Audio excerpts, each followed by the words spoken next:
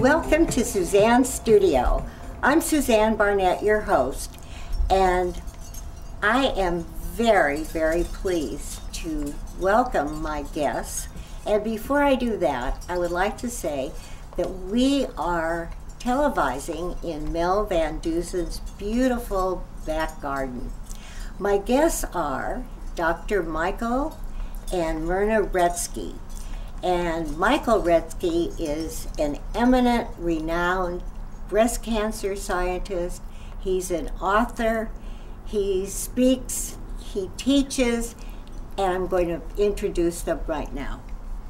Michael and Myrna, thank you for being here. I'm so glad that Myrna and Michael are here visiting from Connecticut. But the hot dirt that I want to tell the audience is that Myrna is my long-lost baby sister. And Myrna, you've been married to Dr. Michael for how many years? 51.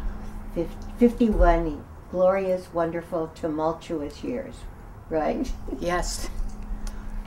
So, I have told everybody, I brag about you, Michael, because you are so famous. You are, you're so many things. I mean, you're a physicist, and you are, you have an electronic optics company. We don't have time to talk about that. But I would like to ask you, how did you get into all this breast cancer research? It's an interesting story. I enjoy telling you.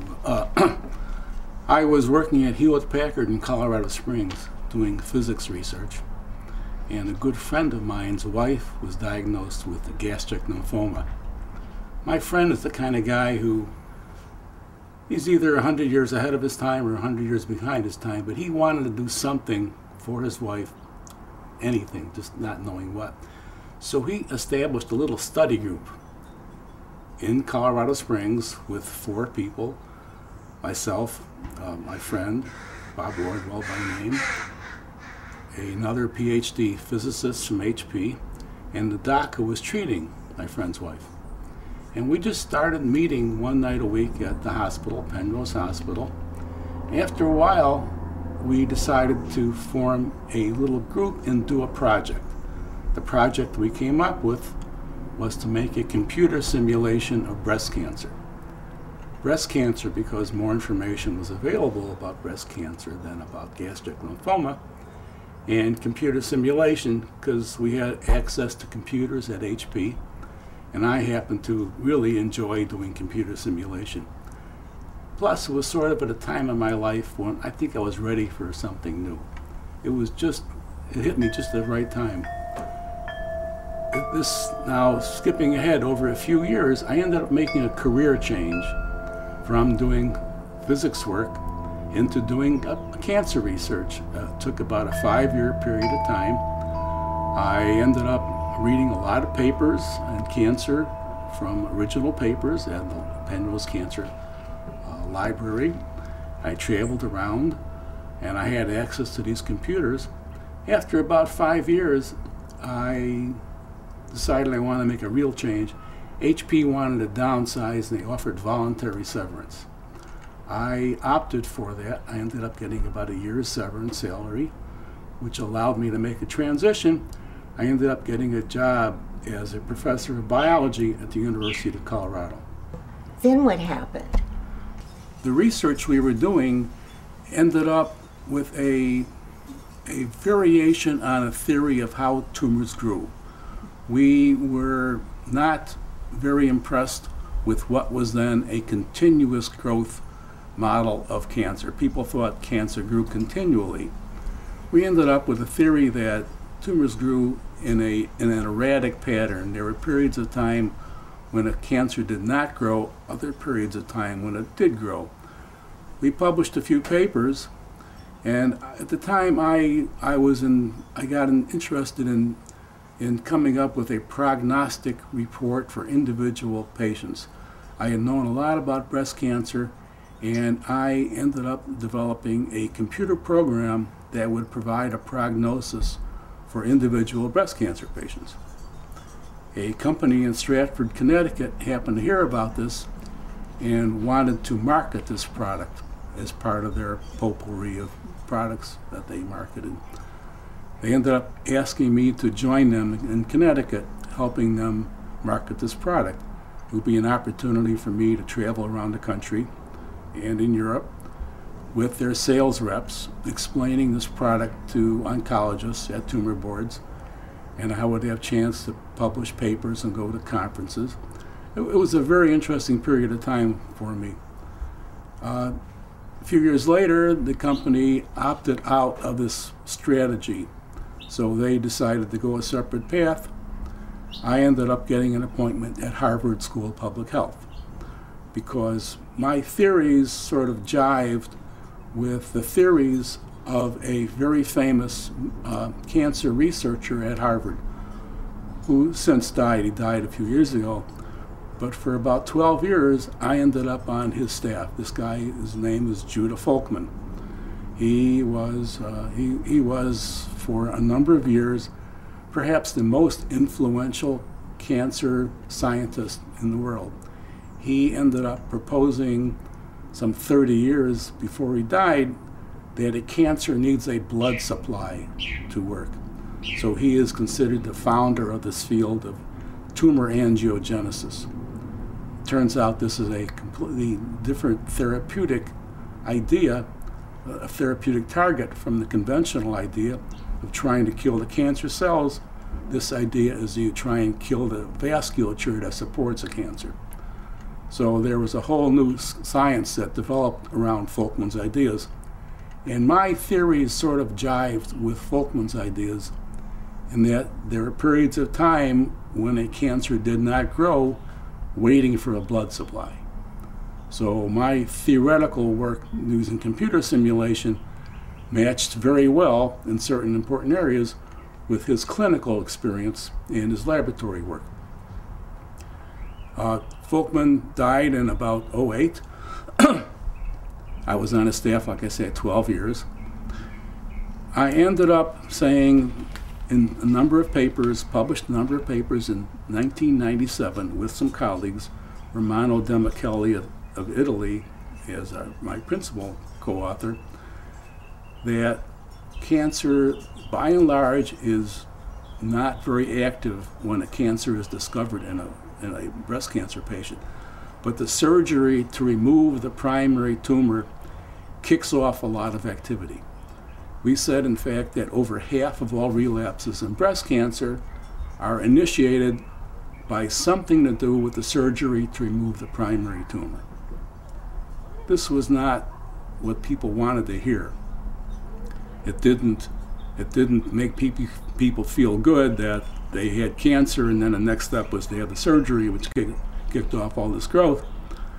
But that was the theory, and it was quite a strong theory in our opinion. We had a lot of evidence in support of it. We didn't know what caused it. We didn't know how to control it. But we knew that something would have to be done before surgery in order to prevent this. After surgery is too late. So fast forwarding to June of 2010, some papers were published by a group of anesthesiologists from Brussels, Belgium. Typically, an anesthesiologist has a 30-day window of interest. If the patients are doing well 30 days after surgery, they've done their job well. In this case, these anesthesiologists looked at the previous consecutive 327 consecutive mastectomies done at one hospital under care of one surgeon and looked at the 5-year disease-free survival of these patients and grouped them by what drug was given during anesthesia. And the surprising thing was that one drug seemed to be far superior to the other drugs in terms of these early relapses. The drug that seemed to be better was an NSAID, a non-steroid anti-inflammatory drug. So we learned about this study, did some research, and became very interested in the idea that perhaps surgery to remove the primary cancer cause some transient systemic inflammation in the body.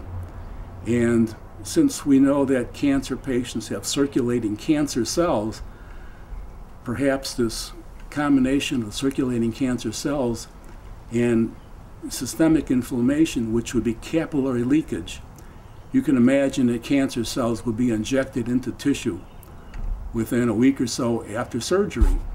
And that could easily explain these data we have. So Michael, what is the drug that they're using and what's happening right now? The drug is called ketorolac, or Toradol. It's a drug that's been around for over 10 years. It's a very inexpensive drug, $1.92 to put a number on it. And it's possible that this drug, if given at the right time, which is before surgery, could prevent early relapses in breast cancer. That's the theory. So this drug that actually was the one that turned out to be the best was ketorolac.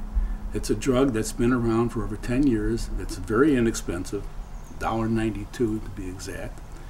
And it could be that this drug, if given at the right time, which is before surgery or peri-surgical, could prevent early relapses. Could. We don't know for sure, but it could cut the breast cancer problem in half. Could. That's the theory. We published 2 papers this year. I have talked to hundreds of people. I've been very open about it. I'm very outright in saying what we think is going on. And like this month I traveled, I was in Boston, I gave 2 talks in Boston. I gave a talk in Chicago a couple weeks ago, and I presented a poster at a Hallmarks of Cancer conference in San Francisco. I'm looking for feedback. I want people to tell me what they think. In particular, if anyone finds any holes in this theory, I'd like to hear about it. Haven't heard anything. I've talked to hundreds of people, including some of the most prominent cancer oncologists and cancer biologists in the world, and everyone is encouraging me to pursue it. What has been your reaction to all of this, Myrna? Okay, I'm very supportive of the work that Michael has done all these many years in cancer research. I'm hoping that this work, which we think can be revolutionary, can be funded by some clinical trials. I think that's where we need to be at this point.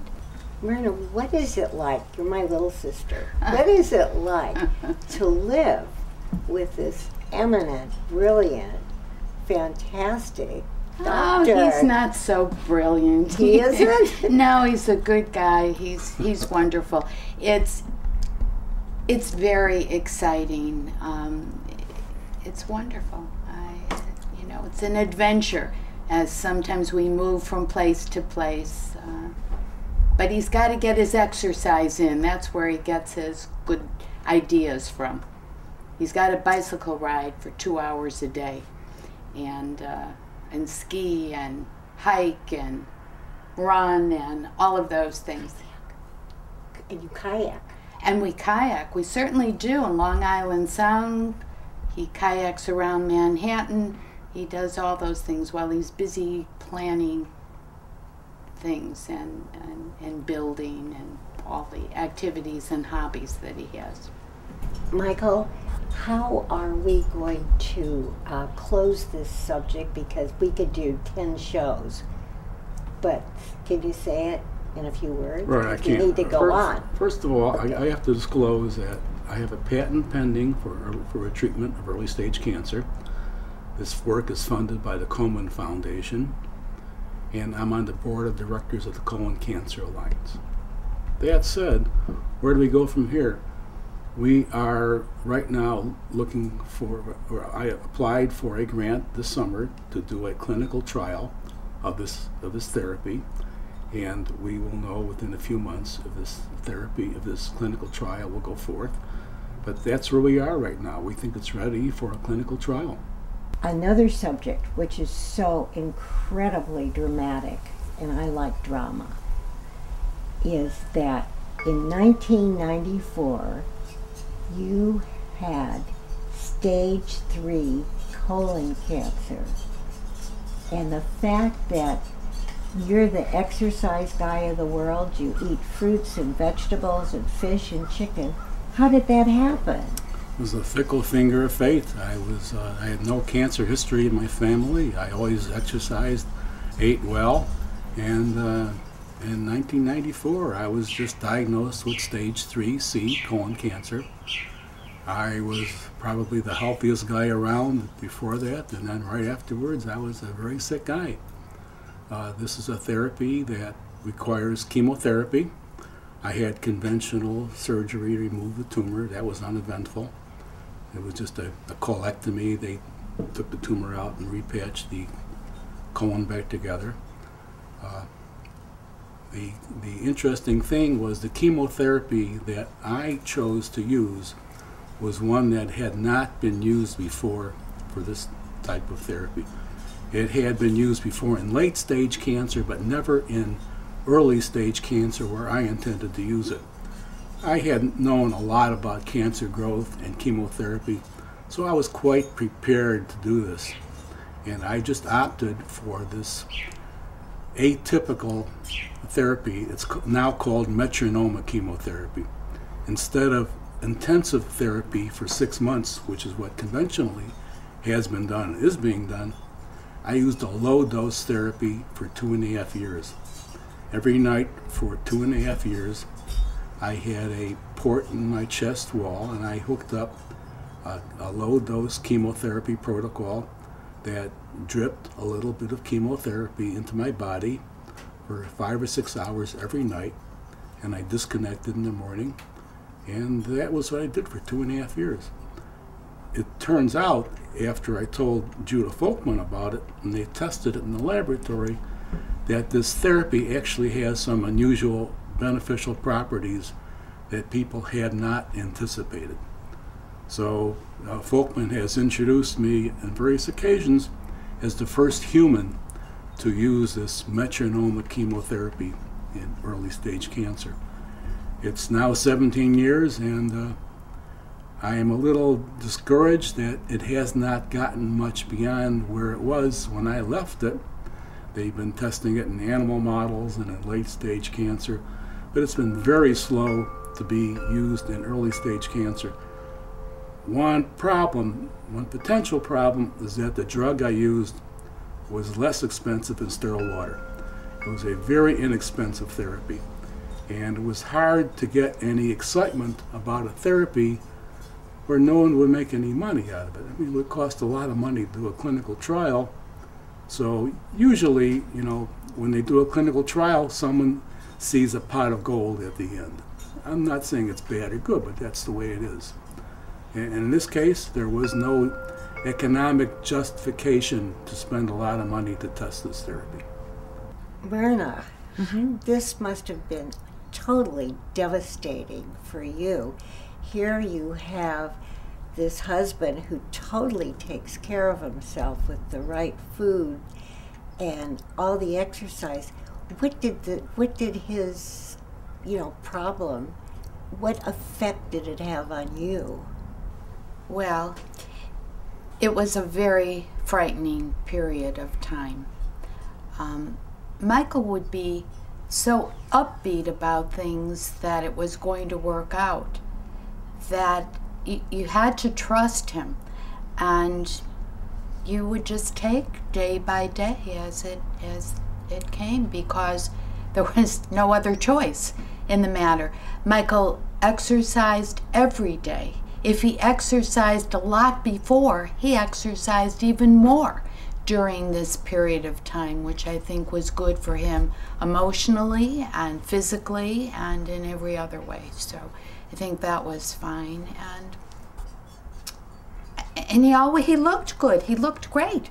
He was weightlifting and doing his exercises a few days after he had treatment. He never had any bad, difficult effects from the chemotherapy that he was getting in this drip system. Not at all.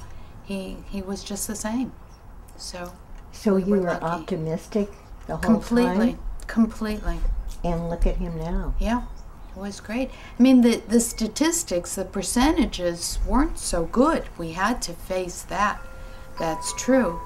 But it's like anything else, you know, you're hopeful and you try to be positive. It was good. Michael, I remember cancer used to be such a stigma. People never wanted to share about their condition. What's happened in the last number of years?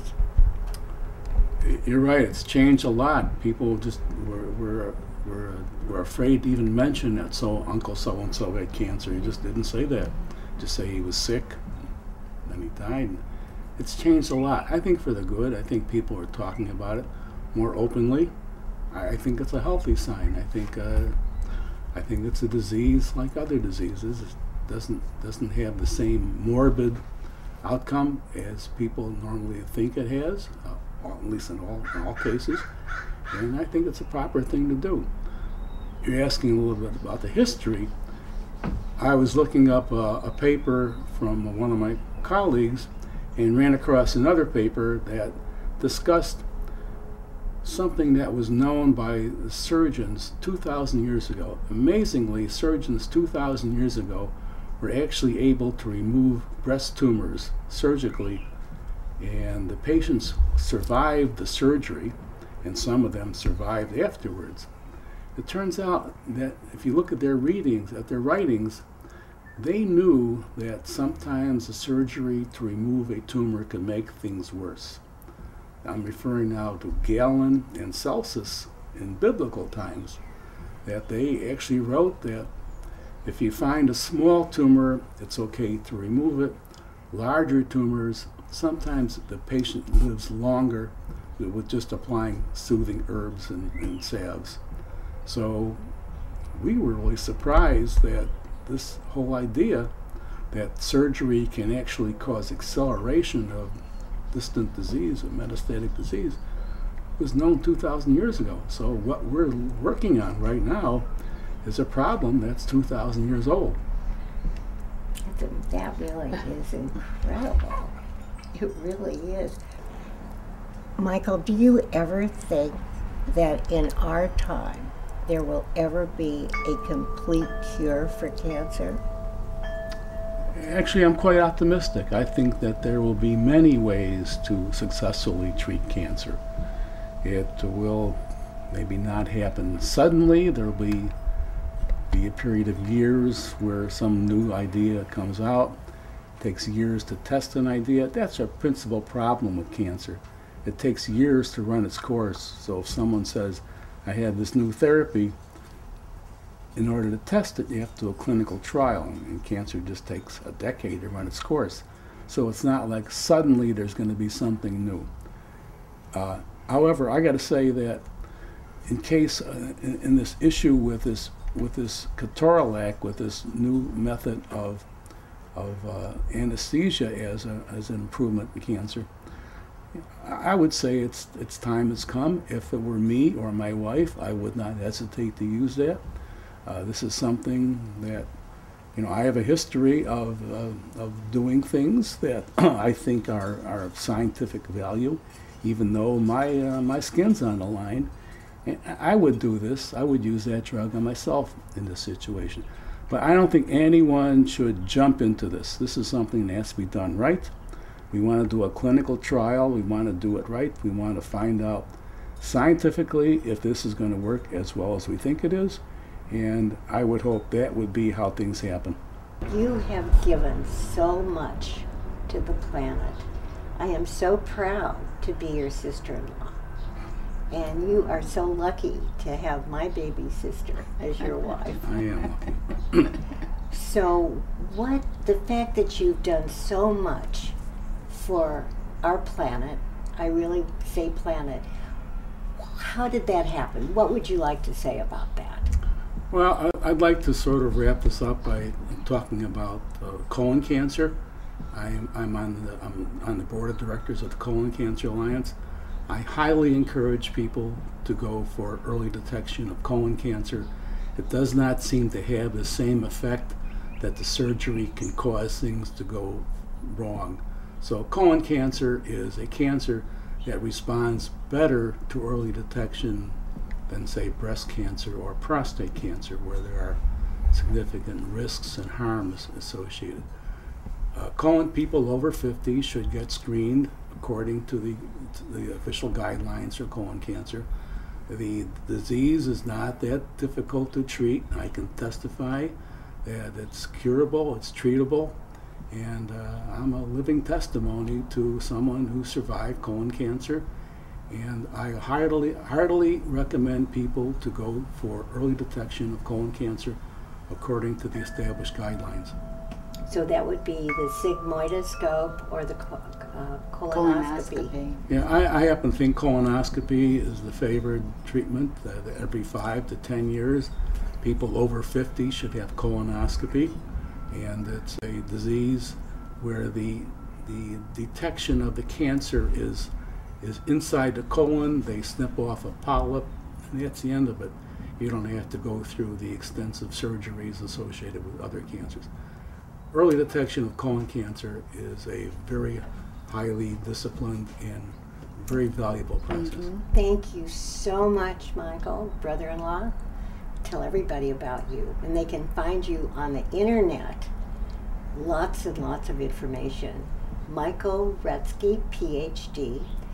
And Myrna, I am so happy that I found you 22 years ago. We could do a whole show about that. Nobody can believe it. I mean, I'm very proud of that. And I want to thank Mel Van Duzen, my very good friend, and he has a fabulous show. He's an award-winning producer.